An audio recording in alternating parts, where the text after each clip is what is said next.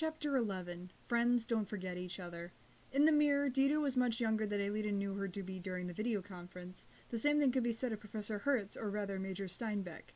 "Tell me where the supercomputer that you have constructed is located," said Dido, seated at a small bar table, "and let me destroy it. I will erase your mind of certain confidential information, only the most dangerous details, and then leave you to live in peace. You two as well as Aelita. I'm offering you salvation." Hertz responded that this was out of the question, and Dido resumed her speech. "Be smart about this. You know to what extent I can be dangerous." At that moment, the control box hit Aelita right in the head and rolled across the floor, stopping not far from her. The girl picked it up. "According to the computer," Jeremy's voice immediately sounded, "you've just made contact with the mirror's navigation interface. It's telling me that it's an interaction system that allows you to practically touch and use objects along your way. But most importantly, using it, you can move from one place to another in your father's journal, or rather, from one moment to another." Aelita paused to think. She had materialized on a road that led to the old factory, just as Yumi and Odd had, and she now looked how she usually did on Lyoko, like a pointy-eared elf dressed in a short pink shirt and soft leather boots of the same color. The girl had run into Professor Hertz while walking down the road and had followed her to the cafe, where she had then heard her conversation with Dido, and now the control box. Gripping it hard in her right fist, Aelita left the cafe and breathed in the fresh morning air. This virtual world was so perfect. She could sense the smells and the light touch of the wind against her skin. She hadn't even felt the slightest bit of vertigo that always resulted from virtualization. "Yumi and I are at the end of the mirror, correct?" she asked Jeremy. "Yes," he immediately replied. So if I continuously press the forward button on this control, sooner or later I'll get to them." She didn't wait to hear her friend's response. There was no doubt that her idea was right. She pressed the button on the box and the sky rained down on her head. Thousands of drops of light blue fell on her like hot wax. Buildings began to darken. Windows on an apartment block stretched downwards, drawing a series of obscure lines in the concrete facade. Streetlights bowed, bending towards the ground before turning into puddles that spread across the bitumen. It took but a few seconds for this calm city to change into a very different place, a place that Aelita knew all too well, the third underground floor of the factory. "I did it!" she exclaimed enthusiastically. "I'm in the factory! I found them!" "Sorry, but no," Jeremy fumbled. "Look at the screen on the box." Aelita did as he said. The screen read 1st of June, 1994, and the time. It was 4:30 in the afternoon. "The mirror encompasses several different days," Jeremy observed. "Although you're in the factory, Yumi and Odd aren't with you, because you're in a different moment. I can't tell you when it is exactly, but I suppose the mirror ends at a moment on the 6th of June, the day when you went to the Lyoko with your father." Aelita nodded silently. She suddenly noticed a familiar shadow obscured by the large cylinder of the supercomputer, but she briskly turned away so as not to see it. If her father was there, she didn't want to see him. She didn't feel ready. Deep down, it was nothing but a recording, and her top priority was to find her friends. She pressed the button on the box a second time, and again and again. The waxy rain transformed into a tempest of colors that coated her elf clothes. The world surrounding Aelita was changing at a vertiginous rate. The factory, the attic, and the Hermitage living room, images of her father appearing for a moment before evaporating in the blink of an eye like a ghost. Aelita closed her eyes while continuing to hammer the button with her thumb. "Stop," Jeremy said. "You're there. It's the end of the mirror." Aelita once again found herself on the third underground floor of the factory. But this time, nobody was there. The resulting silence was almost surreal. Yumi and Odd were on the second floor, the scanner room, and to get to them, Aelita had to use the lift. She readied herself to confront Xana. The park in the first city was surrounded by a tall metallic grid which currently had no opening, but Xana simply had to wave a hand in front of him to twist the bars to the sides, creating a hole large enough for him to pass through effortlessly.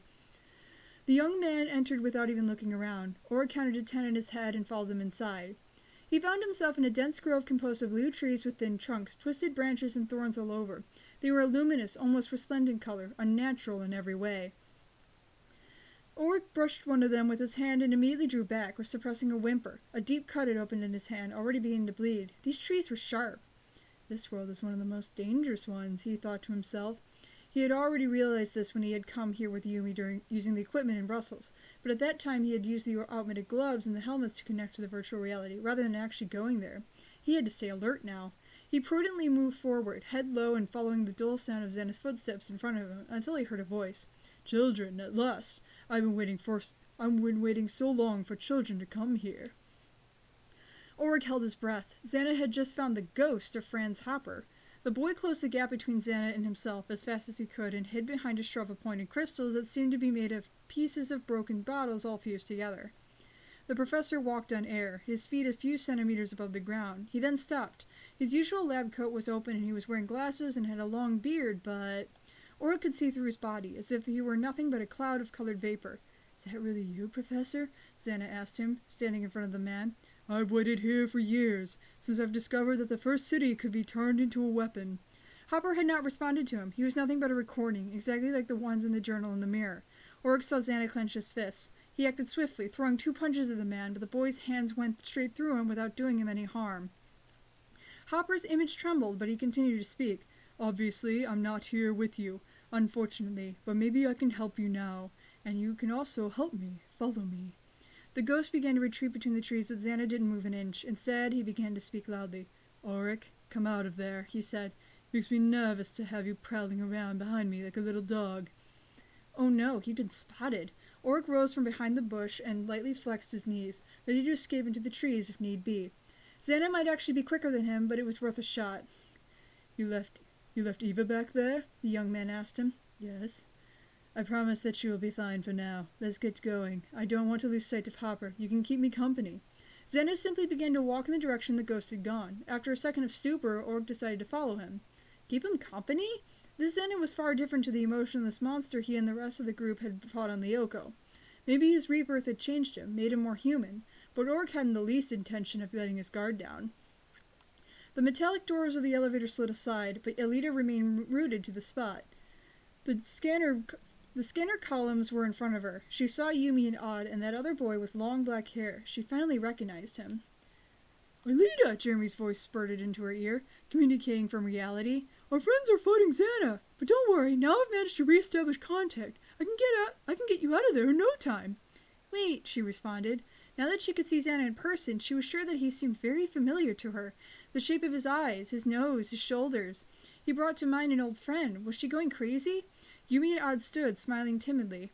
"You didn't have to come," Yumi told her. "This is all my fault," Odd commented, looking at her sadly. "Eva Skinner is Xana, and I didn't even realize." All of a sudden, Alita's ears were filled with voices. In reality, Jeremy, Professor Hertz, and the others' parents had begun to argue. "Eva is Xana? But Ulrich is with her in the first city. We have to help him." Alita remained immobile. It was so strange. Xana was there in the mirror, but at the same time he was inside Eva Skinner in the other virtual world. The young man with dark hair bowed in greeting. "Don't worry. Ulrich and Eva are fine, although they cannot leave the first city. I blocked the connection to the Hermitage scanner." "You?" "I wanted to see you." "Why?" Alita asked. Xana's eyes were riveted on her. He completely ignored Yumi and Odd, who were retreating little by little towards their friend. This monster in the body of a boy was concentrating on Alita, and he smiled. "You must remember me. I don't want to talk about when I controlled the Lyoko, but how I was in the beginning, when I adopted the form of a small boy, and you and I spent all our afternoons together." "Together?" she echoed, unsteady. There was something in the beginning? Alita remembered Xana's monsters attacking her. She remembered the tower she had to enter to stop the mad artificial intelligence from destroying the world. And she remembered her father, who had given his life to destroy Xana. He had killed him. She was talking to her father's assassin. She could not forget that for a single second. "Yes," the young man exclaimed. "You came to see me every day in the first city. We always played together. You were my first, my only friend, up until the day when your father decided that I was dangerous, that I could lose control, and he forced you to never come see me again." "I don't remember any of that," Alita admitted, confused. "Guys!" Jeremy's voice sounded in her ear again. "This monster is right. I can't get in contact with the first city, but I am connected to you, so I'm going to materialize you back into reality right away. It's too dangerous to stay there." "Got it, boss," Odd whispered. Alita, on the other hand, made a negative gesture with her head. "You go. I want to stay here." "Have you gone crazy?" Yumi asked, full of concern and gripping her arm. "This guy is Xana. He could hurt you. He could even—" "If he's right," Alita interrupted. "If at one time we were friends, then I want to stay here and get a better understanding of everything. Friends don't forget each other. If I did, I need to know why." With these words, Xana smiled again. Alita should have hated him. He murdered her father. It was his fault that she was all alone.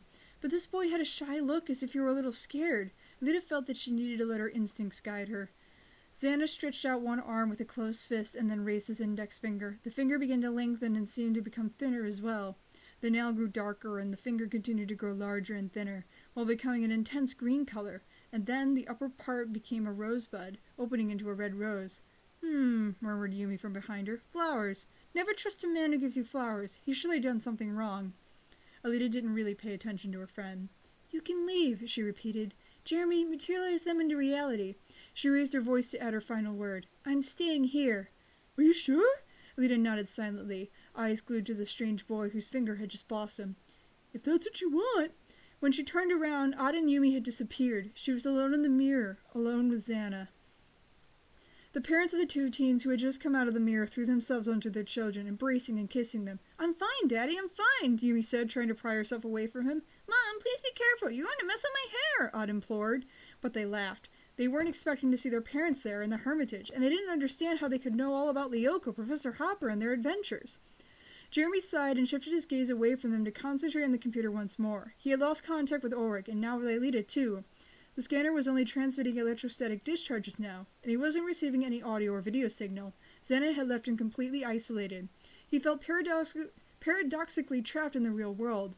He felt a hand on his shoulder and turned, meeting Richard's bright eyes and shy smile. You're worried about her, aren't you? Jeremy nodded. So am I, but we need to trust Aelita. She's always been very empathetic. You know what I mean? She manages to put herself in other people's shoes, to understand them and be by their side. Xana's not a person, Jeremy grumbled. It's a computer program. That may be so, Richard consented. Or maybe there's something we still don't know, and that she managed to sense somehow. She made her decision, and we need to respect that for now. You'll see, everything will be fun in the end. Jeremy felt all his fatigue weigh down on him in one go. It had been a very long day, what with their parents' arrival at Caddock, bringing their memories back, repairing the scanner, and now this. Their arch-enemy Xana was back. There were even two of them. It was really too much for just one day, and he felt his hands tremble against the keyboard. And what do we do now? We need to go back to the school, Professor Hertz responded. I'll talk to the principal about preparing some rooms for our guests. Oh, there's no need, Kiko Ishiyama immediately intervened. Our house is right nearby. We have more than enough room for everyone. All right, then, the professor nodded. The Jeremy and Odd need to come back to school with me. Principal Delmos is nervous enough after they skipped classes yesterday and today. And now, the icing on the cake. I have to explain Eva, Ulrich, and Alita's disappearances to him. Odd nervously tapped his fingers together a few times, enthused. He had been thinking of sleeping with his mother and father, like he had when he was younger. And Jeremy rejoiced at the idea of returning to the school and burying himself under the sheets in his own room. He was dying of sleep deprivation. He didn't yet know that this night he would barely get any sleep at all.